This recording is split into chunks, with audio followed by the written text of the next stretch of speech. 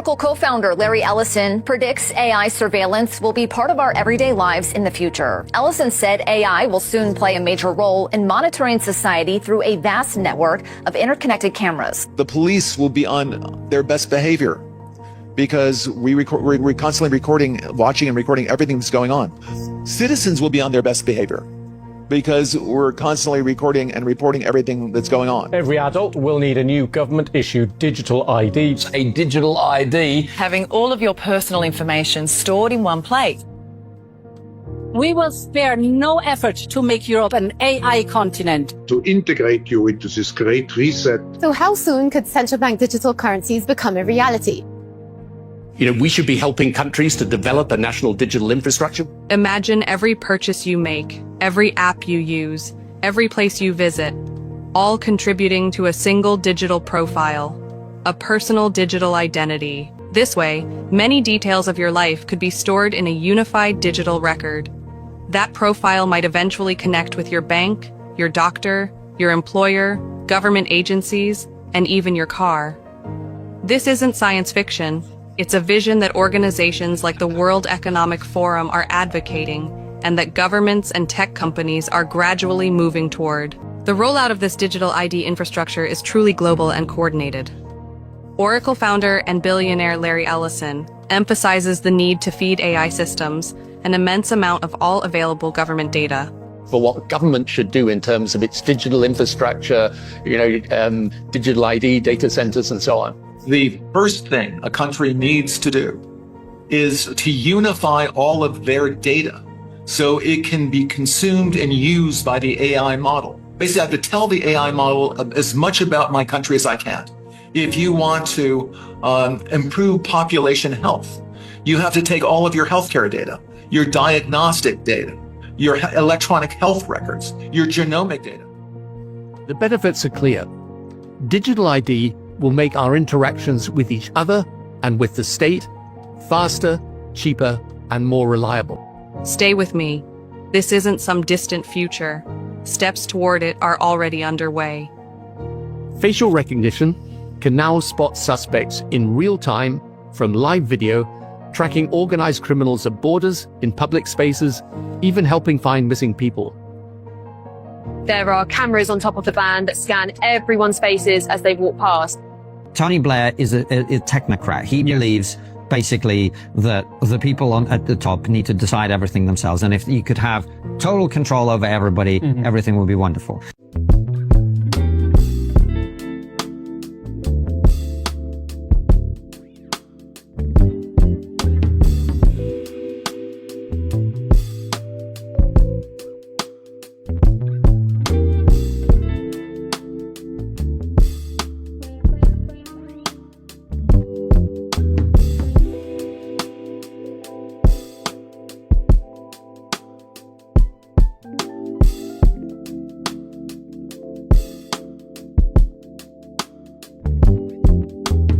To this. I believe that those who are involved in this conflict, even they cannot predict what will happen. So it makes things even more difficult for us. But despite everything that is happening,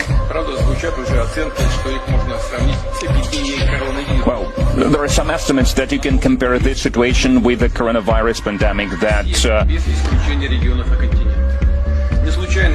impeded the development of... Does this sound familiar? In 2020, we were told that lockdowns would only last a few weeks. It lasted years. Now, instead of a health crisis, we could be entering a period of peak energy, and that could be just as dangerous as a virus. Resources gets tight. History shows what comes next. What you're seeing right now, rationing in multiple countries, governments trying to reduce travel. This is what constrained systems look like. The next phase is not just higher gas prices, it's prioritization. Industries over individuals, governments over citizens, systems over freedom. It's what I've been saying for years. The future will be controlled by three things: compute, data, and energy. And energy is the foundation of it all. Most people don't understand what's happening until it's too late, but not you, because you follow me and I make sure I break down exactly who wins and what comes. The war in the Middle East has caused the biggest spike in petrol and diesel prices in history.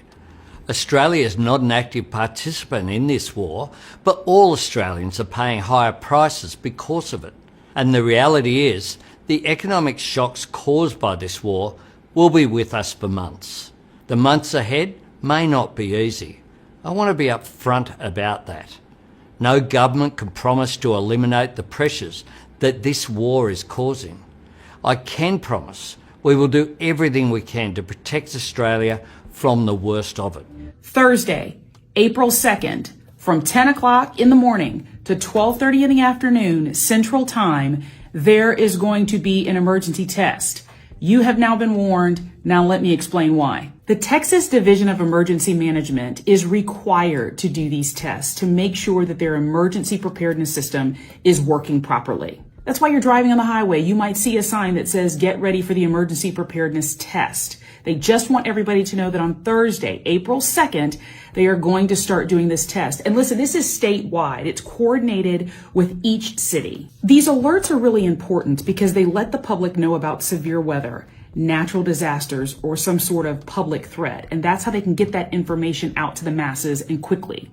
So you can see these warnings across multiple platforms on Thursday, April 2nd. Again, this is just a test. And what you will also notice is that it actually says test before you start reading the rest of the alert. So you know for sure that it's just a test.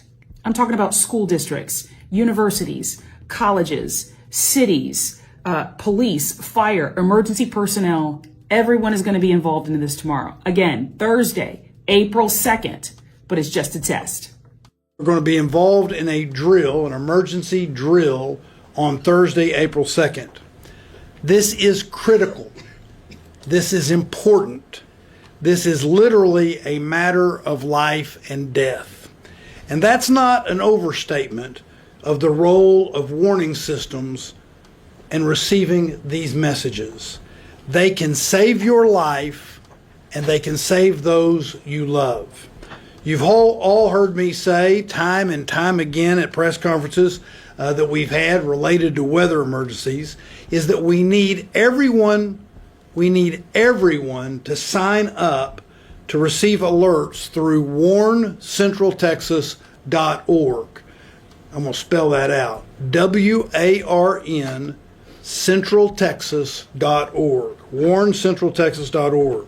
I harp on that every time we have a press conference, and the reason I do that is because it is one of the very important avenues that we at the city and the county and others that are trying to protect life and property and safety, we can use that to get information to members of the public fast in times of emergency, whether it's weather related or some other type of emergency. This is a first of its kind statewide test.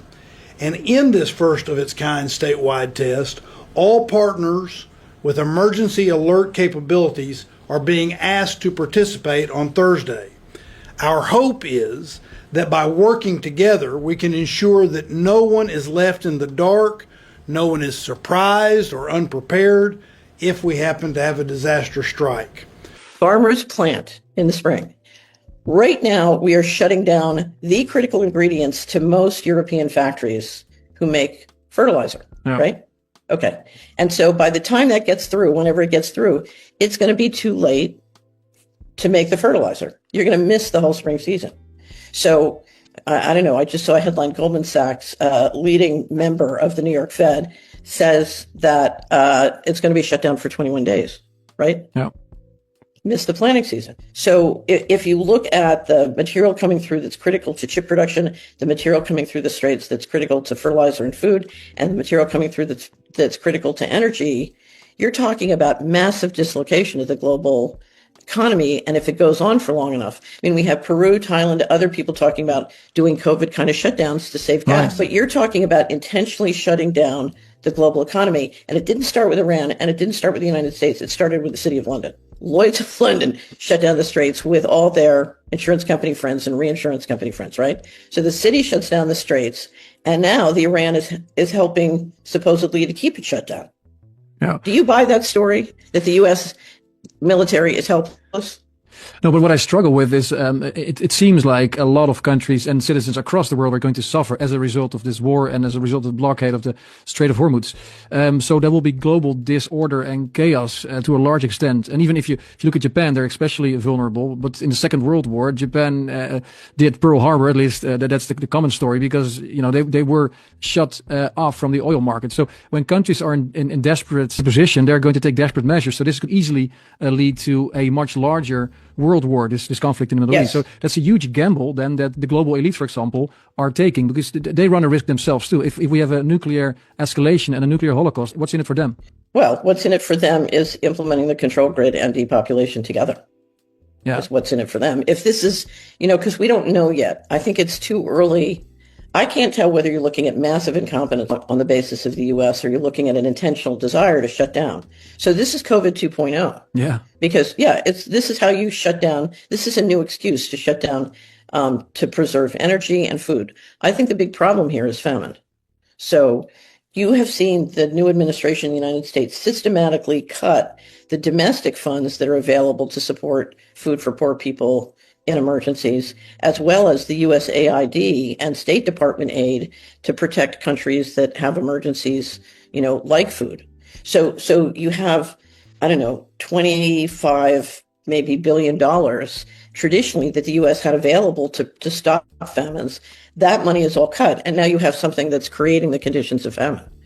So, to me, that's very disturbing. So, Britt, right off the top, I want to say that I'm blown away by how much this thing has escalated since the last time you and I has talked. And even today, within the last 24 hours, we see the U.S. has, for the first time, we'll scroll down here, the U.S. deploys B-52 bombers over Iran for the first time, and they have bombed Isfahan in Iran. And while this is going on, now the average price of gas is now top $4.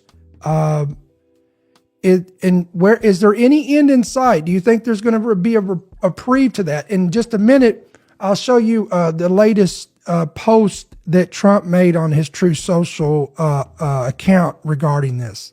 I don't see any end in sight right now. I know Trump has mentioned the most recent, some of the most recent news coming out has been saying that the Trump administration would be all right with ending the war with the Strait of Hormuz still closed. I believe that would be absolutely catastrophic for the United States and its interest. We would basically be abandoning Saudi Arabia, Kuwait, the United Arab Emirates, Bahrain, all of these Gulf nations, the Kuwait that have relied on us, and they will turn for protection from Iran to other sources, which would be Russia and China. And so from a geopolitical standpoint, the United States, I can't see that happening. So the United States, I believe, is committed to this to the point that they would open the Strait of Hormuz, which I don't see that happening outside of regime change. From Iran's standpoint, there's no reason for them to engage in a ceasefire agreement right now until the full weight of economic discomfort is felt by the United States. Because what they want to do is make it so painful to attack them that it does not happen for a really long time, if not ever again. And so they're going to continue to apply this pressure, keep the Strait of Hormuz closed to shipping. And we have about 2 to 3 weeks before, I believe, at the most 2 to 3 weeks, it could happen at any time, before the global financial markets begin to crash and we see severe shortages throughout the global economy as a result of what's happened. Whoa. Now that's a heavy statement. So you're saying that in the next 2 to 3 weeks, you believe that we could see something similar to the 2008 market crash? Yes. Yeah. And barring some sort of phenomenal change, which again, even if the war ended today, many of these facilities have been damaged. Iran's facilities have been damaged. The Ras Laffan gas facility in Qatar has been damaged. Facilities have been shut in. So just because as oil is being produced, it's in the past been put on tankers and shipped out of the Persian Gulf. Well, since that can't happen, it had to go into storage. As those storage facilities filled up, many places in Iraq, Kuwait, other nations have had to shut in the oil production, which means they shut it down. It's not as simple as flipping a light switch. You shut it off and you flip a switch and it comes back on again. Hopefully there's been no damage to the reservoirs as a result of that, which means that they could produce less on the other side of this conflict, if that's the case.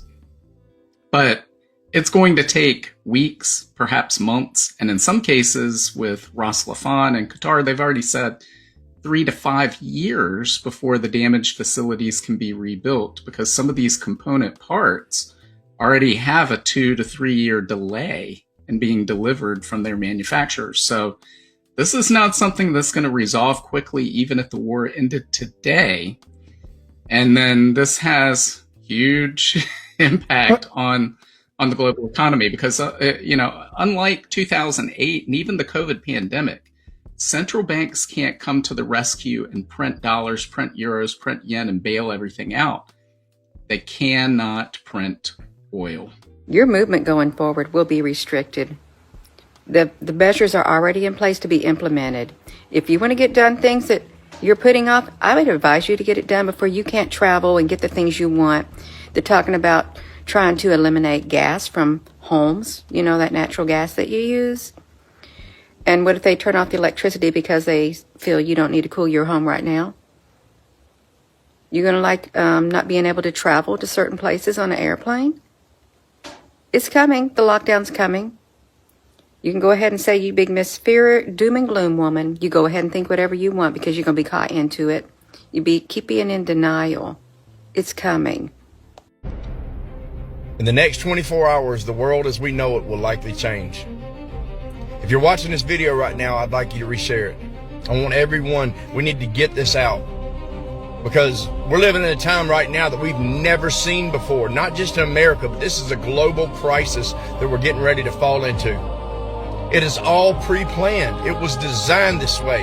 The things that are going on in Cuba, the things that are going on in Iran, the United Arab Emirates, Saudi Arabia, Dubai, they're all connected. Every bit of this stuff is connected. The war in Ukraine, Russia, every bit of this is connected. I want you to see this, okay? Because they're not fighting a regular war. What happened in Cuba, that was a test. The power grid failing due to the fact that they didn't have oil and gas, that is a test. And it worked. So now, I want you to look at what's going on in Iran right now and the surrounding areas in the Middle East. Because they're no longer bombing facilities with military personnel. Now they're targeting oil and gas, petroleum products, liquid natural gas products. And it's not just the Iranians doing it, it's everyone doing it. UAE, Iraq, everybody. They're bombing back and forth, and they're not hitting military targets, they're hitting strategic, economical targets. Oil fields, natural gas facilities. And now Donald Trump has given us this 48-hour cutoff, which ends tonight. He said if you don't open up the Strait of Hormuz, which 30% of our Earth's resources come through the Strait of Hormuz, 30%, 1 in 3. Think about that for a minute. Listen to what I'm telling y'all. He said that in the next 48 hours, if they don't open up the Strait of Hormuz, and they're not going to open it up, they've already said they're not going to, then he's going to bomb their electrical facilities, their power plants, starting with the biggest one first. This is a crisis, an economical crisis on the citizens of the world. And what did they reply with? You do that, we're going to blow up your water facilities. It's back and forth. It's an economical crisis that will send us into a famine, a worldwide famine, and it has been pre-planned and designed for one purpose.